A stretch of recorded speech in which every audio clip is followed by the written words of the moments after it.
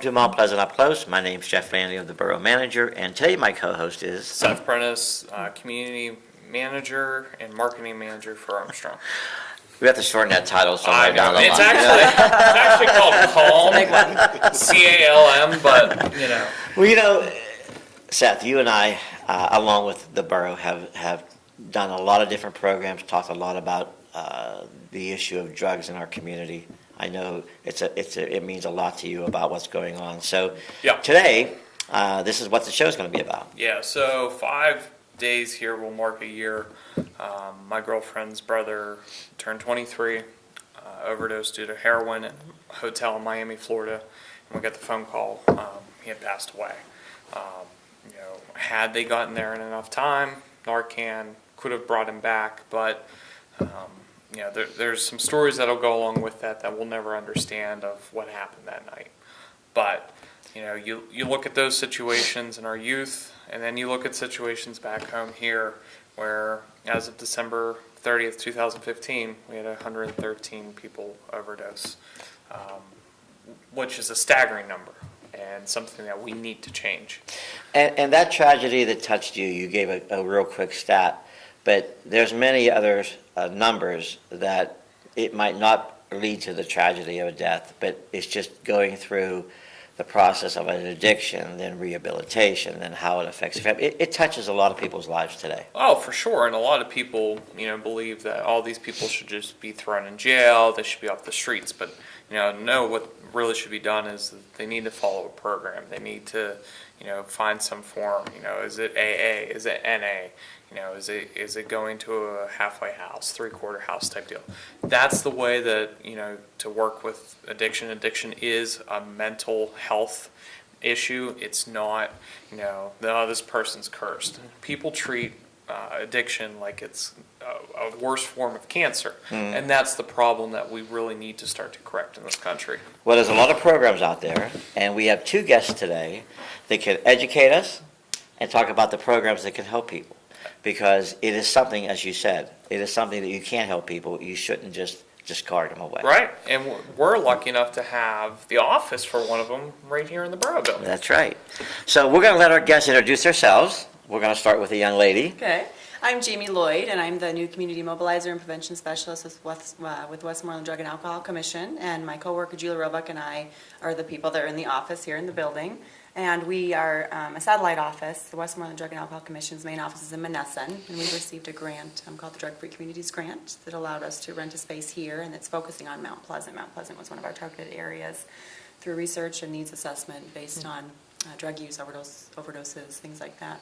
And so we're here, have lots of programs going on, which we'll talk about in a little while. And our other guest, who has been on the show more than not. Star status. My name is Ed Cristofano. I am a pharmacist with Hayden's Pharmacy. I'm the owner-operator. I've been a pharmacist now. I've been in the business for 25 years. And I've joined the coalition to help the Mount Pleasant area and surrounding communities get more informed and more educated about what the drug problem that we're faced with right now is. So maybe we can lead into just the generality of a drug problem right now in our society. I mean, you're a pharmacist. You dispense narcotics and drugs and prescriptions. Right. There's a reason why the system, if you want to call it that, is set up the way it is, that a pharmacist through a pharmacy dispenses medications, and it's regulated by the Commonwealth of Pennsylvania, and that's common with all 50 states across the country. The pharmacy is pretty much, the gatekeeper. The pharmacist is the one that is approving a dispensing to make sure that it is in therapeutic realms, to make sure that there's no drug overdoses, but also legal realms as well. A lot of medications that we see gain high traffic on the streets, if you will, are ones that are scheduled medications. A lot of your opiates, which would be oxycodone, hydrocodone, or some common names. Oxycontin is a very common name on the street. We also see a lot of benzos, which would be like the alprazolam and the diazepam category and lorazepam. Benzo is a class name that is used to describe anxiolytics or sedating medications. So those are the two most popular we see on the street right now, and they're coming from a source, and the source is pharmacies dispensing to other patients, and they're ending up in the wrong hands. So that's kind of the situation we see right now with the drug making it to the streets. The addiction process, and I agree with what you're saying, Seth, it is a mental, but it's also a physical. You physically are dependent on that medication because without it, you see all the side effects that come along with it. So individuals don't want to incur those side effects and feel the bad feelings. They want to just feel normal, and they think that's normal because they've conditioned themselves to feel that way. So addiction has a lot of different properties to it. It almost seems like it's not the patient's fault. I mean, I go to a doctor, I get a procedure done, he writes me a script. I mean, I as a patient, very seldom question the script. He writes me a script, I go to the pharmacist gives me the medication, I take the medication, I get addicted. It's almost like it's not my fault. Or what should I do as a patient to prevent this from happening, that simple scenario? I think a lot of it has to do with the willpower of the patient. It has to do with, I'm given a medication to treat an ailment. And it might be something so simple as a tooth extraction. It might be a dental appointment, or it might be a broken arm or some kind of injury. You're given a pain medication. And while you're on that pain medication and the pain is under control, you're also feeding into the suppression of other bad feelings and the other forms of depression even. So you feel good. It's almost like an upper. Right. And while you're on that therapy, you think life is good. And as soon as the doctor says you're done with the pain therapy and you come off of that pain medication, you don't want to be off that pain medication. That's a very mild case of addiction. More of a severe case is that you are on such a high dose that to achieve the next level of feeling good or getting a high, you have to take more. So you're constantly chasing yourself therapeutically. It's almost like you're climbing a staircase and you go up a step and you get used to that dose, and then you have to take another higher dose to get more of an effect or feel more of a high. And you just keep climbing to the point that you are on some heavy-duty narcotics, and then you turn to the dirty narcotics, which would be heroin and other things that are on the street. So you're saying, like, after I get my doctor to keep writing me a stronger, and then he stops writing me a stronger prescription, then I turn to heroin as a way for me to Or you seek other methods, see right? another method. And I think what's important to remember here is we've done many focus groups with different groups of kids. One of our grant is focused on the underage prescription pill use and alcohol use specifically for a specific age group. And I think one of the important things to remember is addiction can attack anybody. It's not just, we held focus groups with the kids at the Juvenile Probation Office. We've had focus groups with our CSAY youth group at Mount Pleasant High School, which consists of, I think all of them are in AP classes. One just got accepted to 3 PA accelerated programs, very academically strong kids. And there's struggles all over. And I think even, as adults, there's struggles. It could be, they're not just the lower socioeconomic status groups of people that one would think when you think of addiction. It could be anybody. And to expand on what she's saying a little bit, we're talking about the teenagers. Right. That's a whole situation where the teenagers are getting access to medication from mom or dad. From a dental appointment, they never finish the bottle, they see it in the medicine cabinet, and they decide to take it. And that's a growing fad right now that we're having these pill parties. So for a young adult to be exposed to a medication that was not prescribed for them, not within the normal dosing range, it's very high for their weight, for their age, for their situation, they're getting addicted a lot faster. So they're being exposed to something that is more concentrated for an adult than it is for a teenager or a young adult. So that's leading to some of the addiction problems, and it's throwing them fast forward into an addiction situation. And some of what we're doing too is educating physicians and dentists and even veterinarians, educating them on, they've had years and years of training, but educating them on proper prescription writing and managing that and checks and balances system with the patients. It can be easy to let that slide because you want to have trust in your patients and you want to give them the best and you want to control their pain. A lot of people do have legitimate pain, which requires opiates and requires strong medications. And we don't want people to go without pain. We don't want people to be in pain, I should say. And so that's a lot of the education process too, something that maybe they didn't think of before, or maybe they're not aware of the growing problem as much that's happening in the community. So there's lots of different avenues to look at it, I guess you could say. Well, you were talking a little bit about the grant. You want to explain a little bit about the grant and what the Alcohol Commission was able to do? Sure. We received I started in November. Prior to that, we received a 5-year grant. So we're in year 2 now. It started October 1st. The funding started over in October 1st.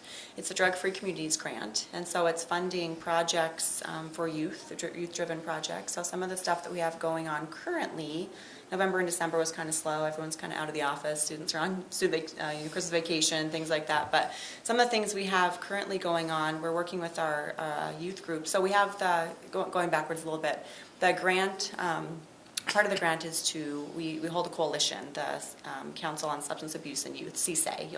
I think you'll hear in the community, we're trying to get our name out more. And this is a coalition comprised of people all throughout the county, different organizations, different providers. We recently recruited these two, Seth and Ed, to our coalition. We have a lot more recruitments. We have even a business sector. We have different sectors that we feel. We recruited a realtor, Meg Caruso. Oh, nice. Very recently, one of the problems we're seeing as well is open houses. People will host open houses, and people will go for a showing at the house and look through the cabinets and take the medications. So that's a growing, and I brought that up to Meg, trying to talk her into recruitment, and she said, I already know about that problem. I'm happy to join. It's very aware. So, I mean, every avenue is being touched on. And so the group, and again, my specific responsibilities are primarily youth-driven activities. So we have the CSAY youth group at the high school here in Mount Pleasant, and they're working on a video campaign to debut at a health fair. They're helping us organize. They're a very good group of kids. They're helping us organize a health fair for the high school.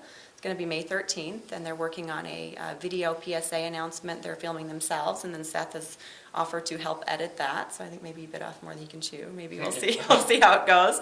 But they're a good group of kids, and so the health fair is going to be. We'll have vendors there. We'll have the DUI simulator there. The kids have come up with ideas for little interactive stations. We have drunk goggles. They can walk the line. We're going to have the police station there. Different healthcare organizations, mental health services was identified and always is identified in many areas. I came from Wisconsin, worked for a level 3 health department there, and everywhere, the drug problem and the mental health problem, they're all growing issues. So mental health resources for the kids are going to be available there.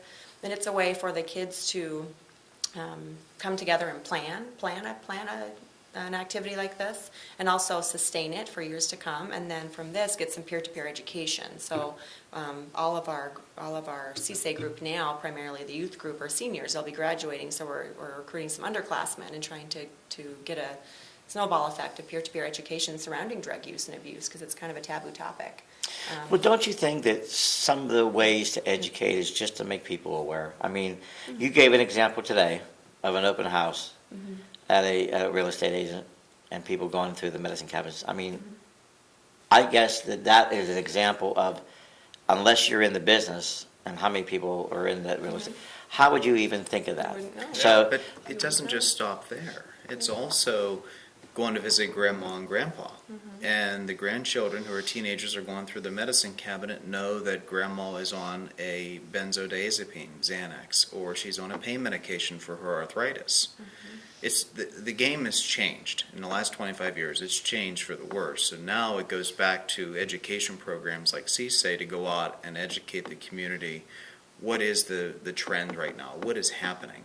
For them to go into someone's home during an open house and rifle through their medicine cabinet, it just shows how desperate people are. Or how creative they are. Or how creative they are. I think both, desperate and creative. I mean, 25 years ago, the creativity was forging prescriptions. Does that still go on today in pharmacy? Absolutely. However, there are more parameters in place that the pharmacist can actually decipher if a prescription is a legitimate prescription or not.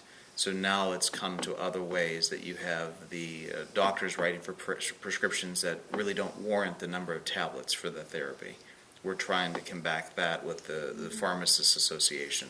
The education in the community with the teens, it could be something so simple as our pill pods that we brought some today here to show.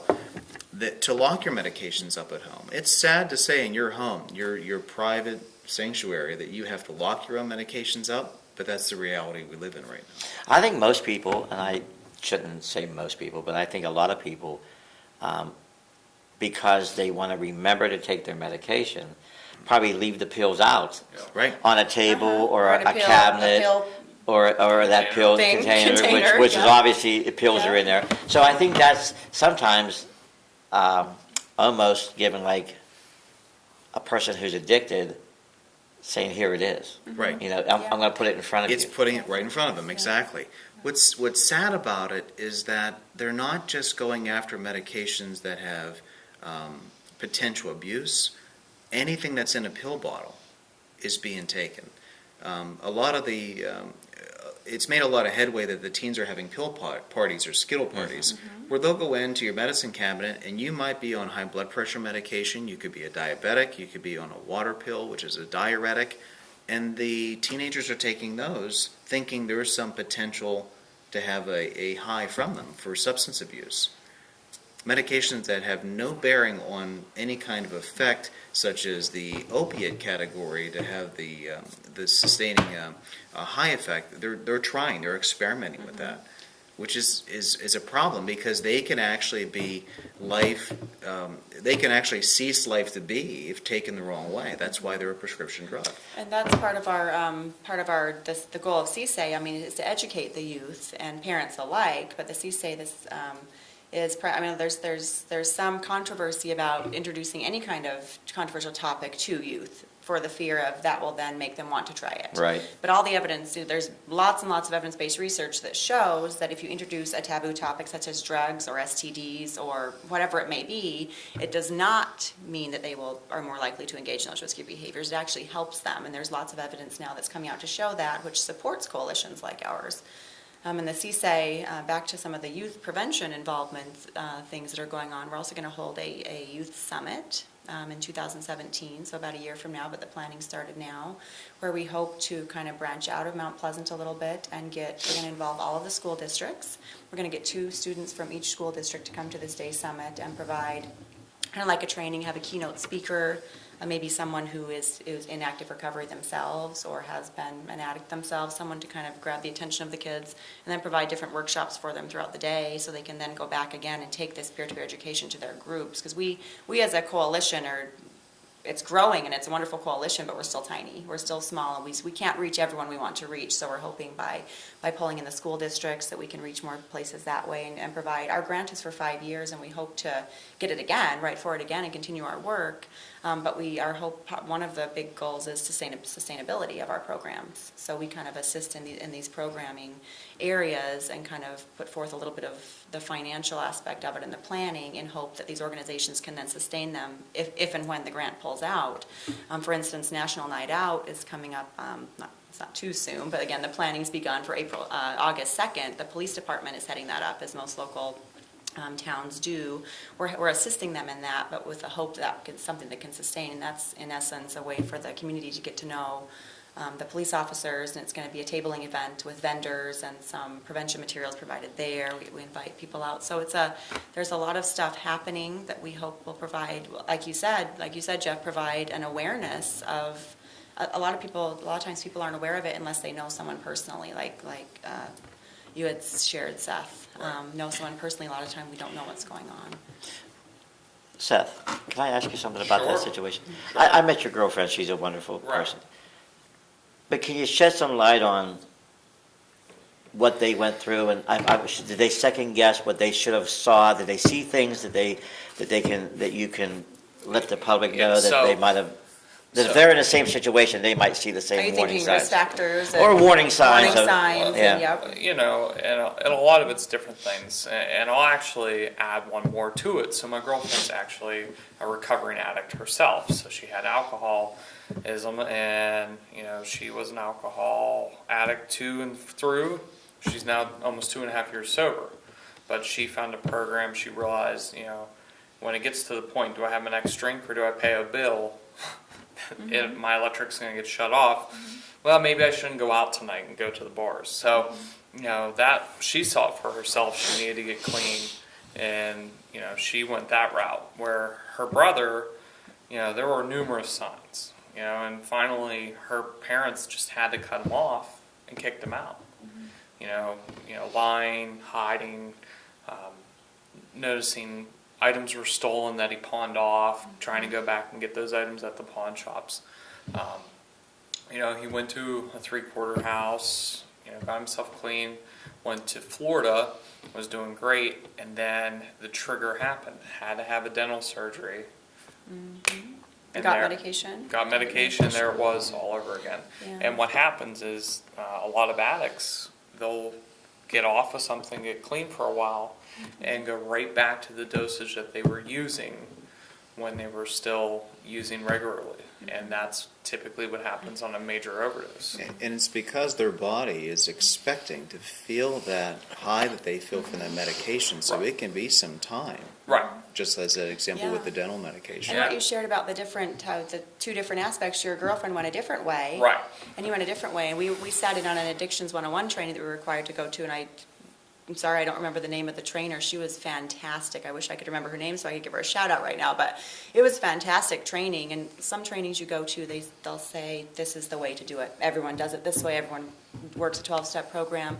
This instructor was very open, and she, you know, in more words than one, she said there's a different there's not one save-all, tell-all treatment for every person. Right. There's a lot of good programs out there. There's a lot of good things to do, but everybody is different, and I think they get to their sobriety in different ways. But I will say, being in the room with people, you know, that have been anything from 2 hours clean to 20-some years clean, those people monitor themselves. You know, there's no funding going to them.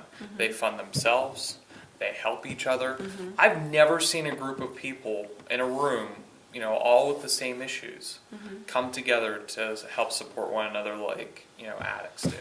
It's amazing. If you walk in and just sit there and listen, it's incredible. Well, and you get to know, sorry, Ed. That's all right. Go ahead. You get No, to no. know, it sounds like you get to know them as people. My husband is a criminal psychologist, and it's kind of interesting, and his brother is a police officer, and it's kind of interesting. I've overheard some of their conversations about what should happen to people that are in this situation, and there's a compassionate side on, like, it sounds like, you know, you get to know the people, and some of the stuff that's come out is he said, you know, he works with these people, and they're nice, good people, and you get to know them, and they're human beings. And another aspect, not saying that all law enforcement say throw them in jail, but Right. there's always that different, not law enforcement specific officers, but there's always that there's two sides to every story. And I think it's important to remember that it is a struggle, and it is a disease, and it is an addiction, and it's hard to get out of. And you're battling the two components. You're battling the mental component. Right. What am I going to do to get my next fix? And then you're battling the chemical component, which is even harder. Because once your body's used to the chemical, it's very, very difficult to actually alleviate that feeling unless you go through a detox process.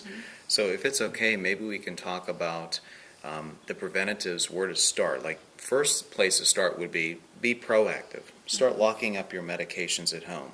Either you use a strong arm box, if you use one of our pill pods that we have available, and you can pick these up here locally in the Borough Building with the office here, And also or Ed has at lots the for- Hayden's Pharmacy, we also have them. We're trying to get them out in the community. It's about maybe trying to get it out of temptation's way, to your point. Maybe not have it on the windowsill in the kitchen so you remember to take your meds as you've done for the last 30 years. It might be time to start taking a hard look at that and say, let's be more preventative. I have the grandkids coming over this weekend, or my niece or my nephew.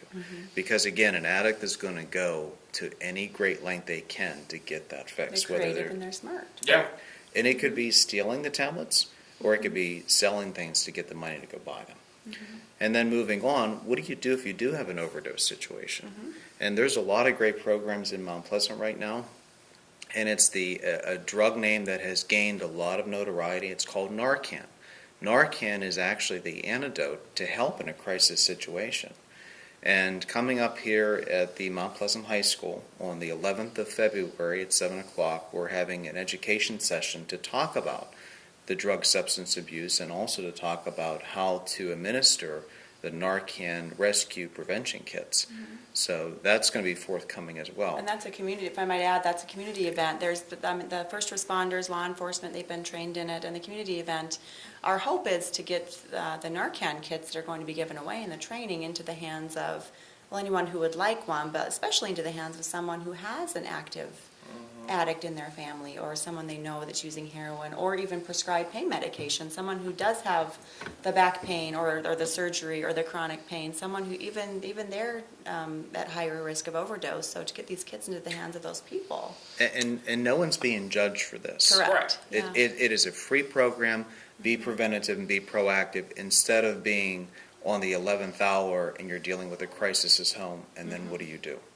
You know somebody's having struggles with it, be preventative, have it. It's just like somebody would have an allergic reaction to a bee sting. You have an EpiPen, which is the antidote for a bee sting if they're highly allergic, available.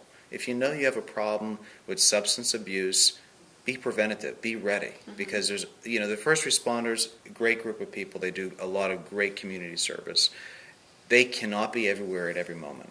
So it's time that individuals have to step up and start being ready for these crises when they do happen.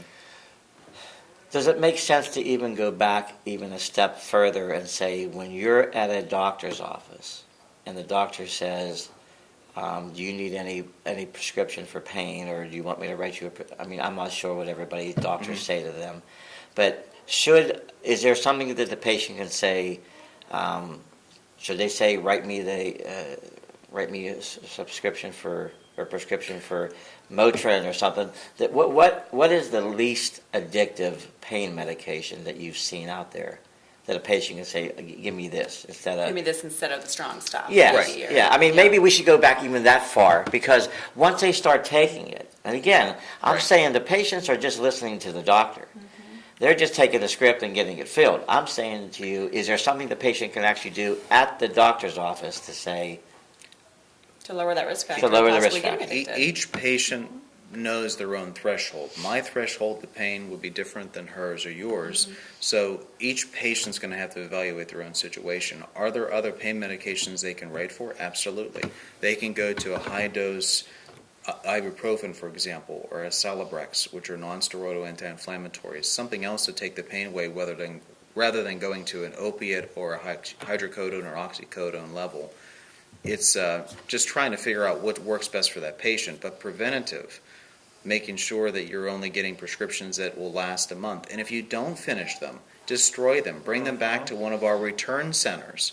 We collect them at the pharmacy. I know the police department police does here. here. Yes, that's the Get drug them- take-back program. Get them off the streets. Don't make that temptation in your home, in your medicine cabinet, and let it sit there for 3 years and then it's forgotten about. But it's not just the pain medications. It's any medication that's not finished. Get it out. Don't let that temptation sit there. So we're down to 2 minutes.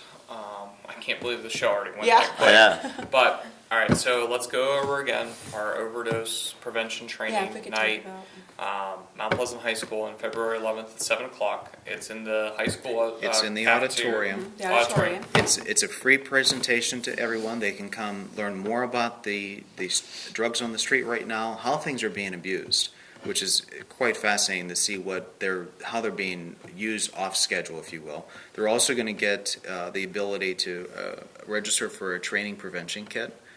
If they would like to have that information, there's a whole presentation part that night on how to use the kit and the life-saving benefits that it does have. A lot of people have a lot of misconceptions about Narcan. It is truly a medication that could be beneficial time over and again in a crisis And situation. to reiterate, the kit will include Narcan, the Nice. actual medication. The kit does include that, how to use it. It's going to be taught how to use it, how to administer it.